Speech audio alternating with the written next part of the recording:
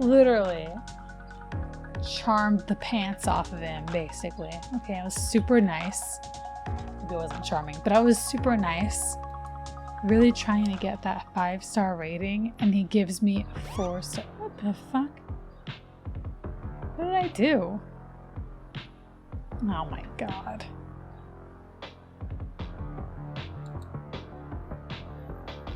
Why am I being pulled over? Oh god, not now. I'd seen LAPD officers on the news before, the cold black screens where their faces should be. I pulled over, hands on the wheel, eyes up, deep breaths. We've had some compelling reports about neocabs on the road tonight. What have I done wrong? One moment, Miss Romero. He turned away, but I could hear him speaking in a hushed tone. On every channel? This must have pissed off the wrong people. We'll get the word out. How much is this going to cost me? No. It couldn't be. His visor. I sat up straighter, tried to keep my expression blank. I tried to hide even the slightest hint of recognition. But it didn't matter. Wanted. Oh shit. There she was, her face on every screen, bathing in the city of the blood-red glow. Savvy. What have you done? That's crazy. It's everywhere now, ma'am.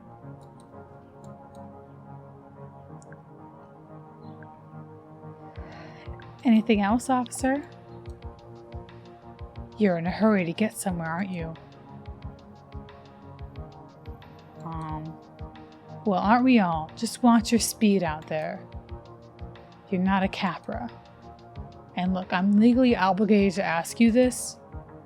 Have you seen the individual pictured on this bulletin? No, sir. I have not seen her. I shook my head, then I guess fine. Yeah, why would a neocabbie ever know a Capra employee? She must have been pretty high up the food chain, too. Don't put out citywide APBs for rogue janitors, do they? Guess not. Well, report any sightings of this criminal right away. That'd be all. Drive safely, ma'am.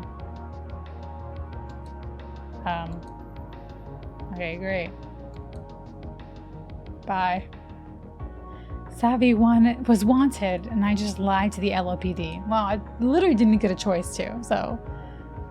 And what had he meant by Capra employee? No way she was working for them, right?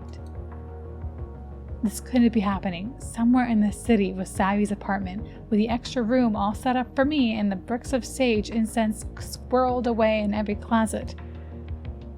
Would I ever see that place? Would I ever see her again?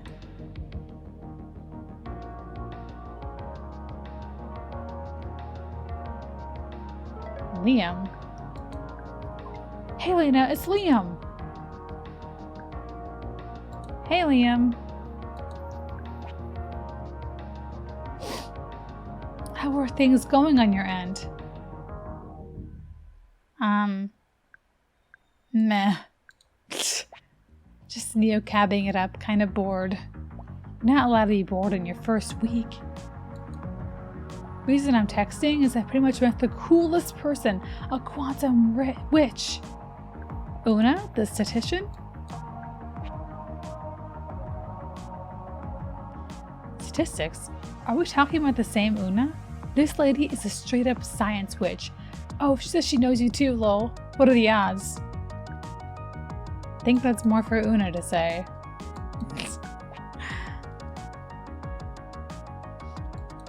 Right? We've been talking all night about random things that aren't really random and the difference between impossible and improbable and also zombie cats. Anyways, Una says hi. Gonna go check out this spot, Ramangeti now. Have a good one. You too. Okay, first of all, Una can fuck off because she gave me a 4-star rating instead of 5.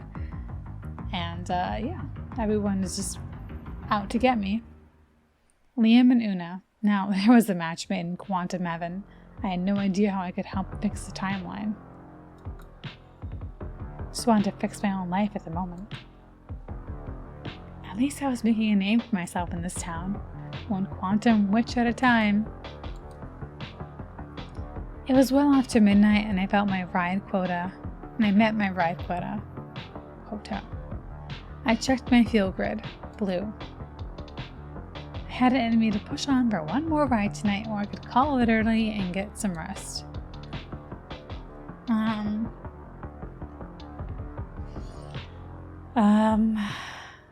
Let's push on just to figure out some more about, you know.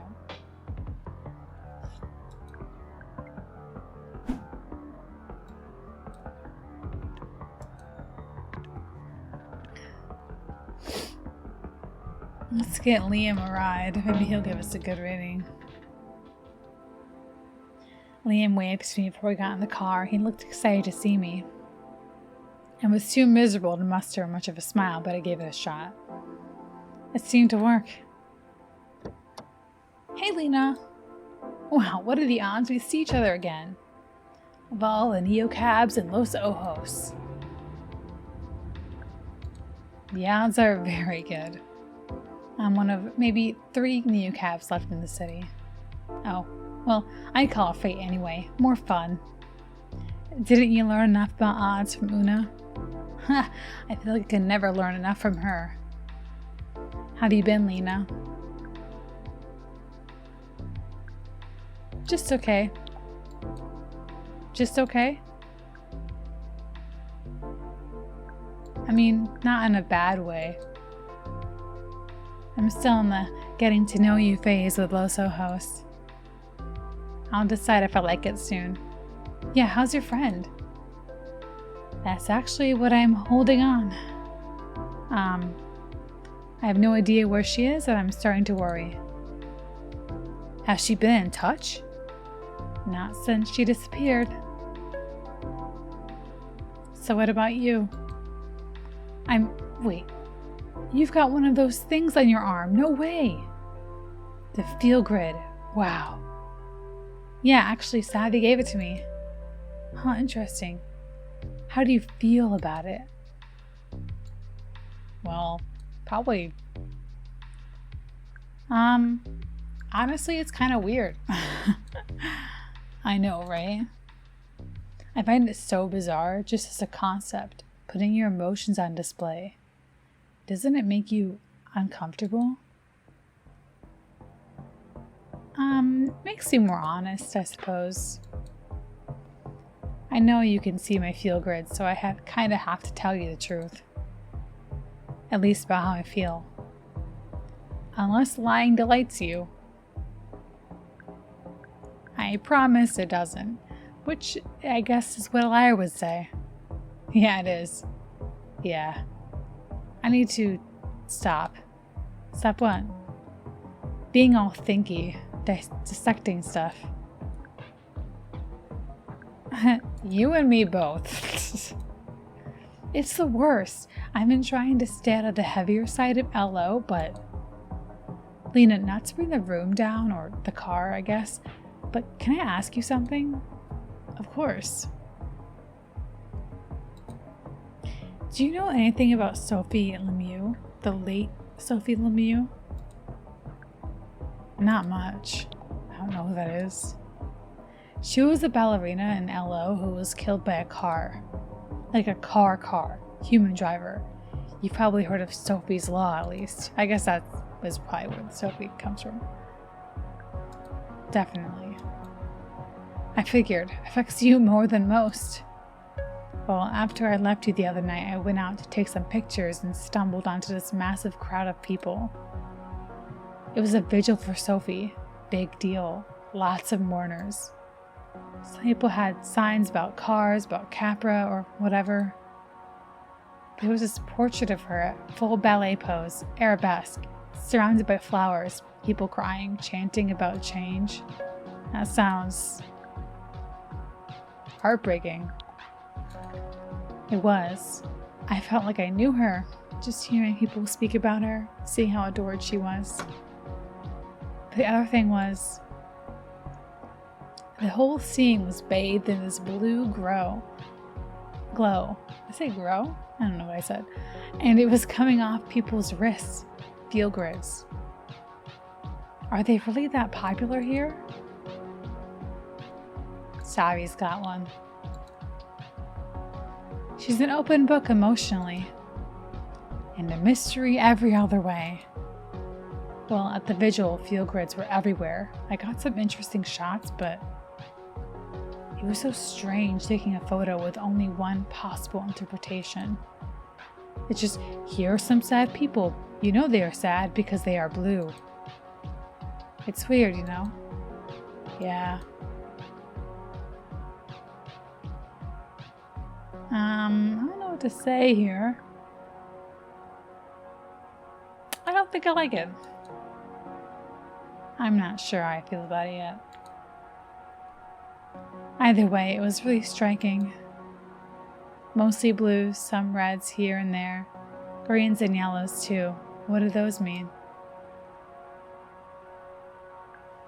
Calm, relaxed, positive. Chill, happy. But see, that's the problem, right? If I show up at a funeral and my feel grid says I'm stoked, maybe you're the murder. Let's say we're enjoying happy memories. Probably, sure. But there's so much room for error, misinterpretation. Definitely. I keep picturing the Mona Lisa. 500 years of that unreadable smile until you slap a feel grid on it. I'm a bit scrambled up about the whole thing. So you're not in the market for one then. At least the look is interesting, and I almost got a free one. Who's handing out free feel grids? Good question. So I'm at the vigil, yeah? Everything's blue, dreamlike, mournful. But then I look across the street and there's a whole gang. Not a feel grid in the pack, it's a dark zone. I go over there and check them out and they say that they're this group called erratics. Well, we're very familiar with that, aren't we? The word hit me like a gut punch. Maybe I could get some intel if I played this right.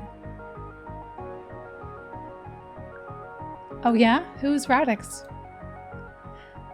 They're anti-car activists. Cool people mostly. Except one of them who got pretty heated when I said they must like Sophie's Law. Rookie mistake. They hate cars, but they hate Capra even more. Even more than you, maybe. Hey, you're the one that brought them up this time. It's fine. No baggage here. It's all good. So, what were they doing at the vigil? Well, they were actually trying to recruit. At Sophie Lemieux's vigil? Tacky. Yeah, they were saying the law is a cheap half measure. Gives Capra more power, doesn't save any lives. Well, that's probably true.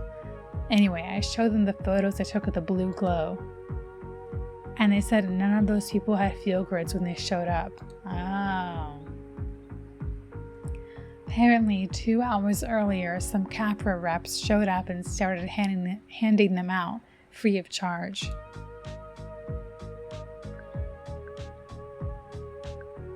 Let me see.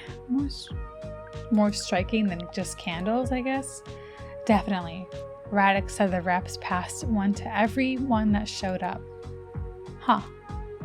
Yeah, I guess my question is why? Because it puts on a show. I could only see the bad side when it came to Capra. Oh my god. She like ruins conversations. Because Capra turns everything into a brand partnership. And then I take pictures of it and share it with the world. Makes me feel a little duped. Exactly. Yep, that tends to be Capra's thing. I know, I'm more than familiar. That's something I maybe should have told you the other day when I got weird. When you got weird? Yeah, I got quiet and sort of standoffish. That wasn't fair. Oh, well, no, that was on me. Well, at least let me make one little excuse. I worked for a big Capra-adjacent company when I was still in the UK. I got the job really young, working in immersive tech and AI. Loved it. It let me be creative, and I felt like I was changing things. So we got big. We got big because we were good. But then you lose yourself, don't you? Yeah, I feel that. More and more, I was balancing creativity, my actual work, with corporate ethics. Gross. It was. We just kept working with the worst people, saying yes to more funding regardless of where it came from. To make myself feel better, I joined all these initiatives for change, for diversity, helping the right kinds of communities and people. I took so much on and so did lots of us, but it was just impossible. What's the phrase? Money talks? Definitely talked louder than we did. So you left the job? I did. For at least this year. They were pretty clear they'd like me back in the end. Will you go? I don't know. I guess maybe this trip is the test, just to see if I can turn my brain off. Be a tourist, not an activist. Just watch all the Capra stuff happen and let it float by.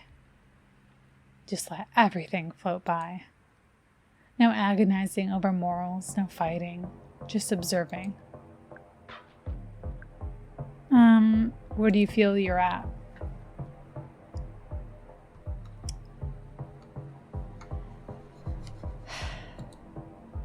Doing my best to remain impartial, and everything turns out to be a lot of work, Just look at me. I'm lost right now. I took a really good picture of an important LO moment of people experiencing something profound. It might be one of my best, but I can't decide. I used to do nothing but decide. And now I can't even say if a photo I took is real. I knew the feeling. Was anything real in Los Ojos? Well, it's a real picture. You took it, you were there, and people can interpret it however they want. You're not advocating anything just by posting it. You're sharing what you saw. Yeah, thanks. Hey, listen, obviously don't take your eyes off the road, but do you think I could send you the picture? You can tell me what you think. I want to share it, but I think it's important. But I sort of love your thoughts. Be my moral compass. Yeah, send away. Thanks. And I'm sorry for being a donor. People come to LO for the lights and sights, and they end up getting right back into the muck. You can't avoid the politics here. Or anywhere. I suppose it was too much to hope for. I pulled up to Liam's hotel again. It was hard not to feel a pang of jealousy. Having a decent place to sleep felt like it was a part of another timeline for me. And here we are. Cool. Thanks for listening to me rant, Lena. And looking at the photo for me. Anytime, friend. See you in text. He was already scrolling through his camera as he walked in. Did the fate of a de facto Capra ad campaign lay in my hands, mixed with the fate of a photo that could sway the Sophie's Law vote? Wait, really? Liam, buddy, I can't tell you if you came to the exact right person or the exact wrong one. I don't know. 5 stars! 2 for 2 on positive interactions with Lena. 4.8 again.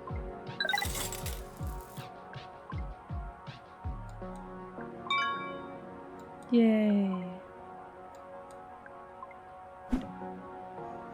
Okay.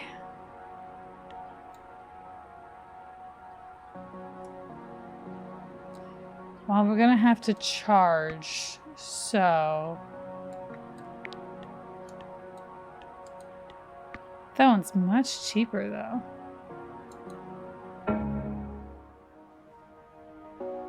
Yikes, a little low. Per usual. Do a full charge.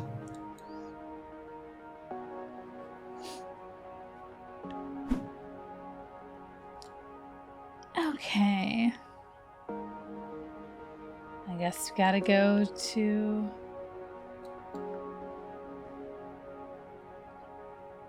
We could go down here. It's kind of far away, though.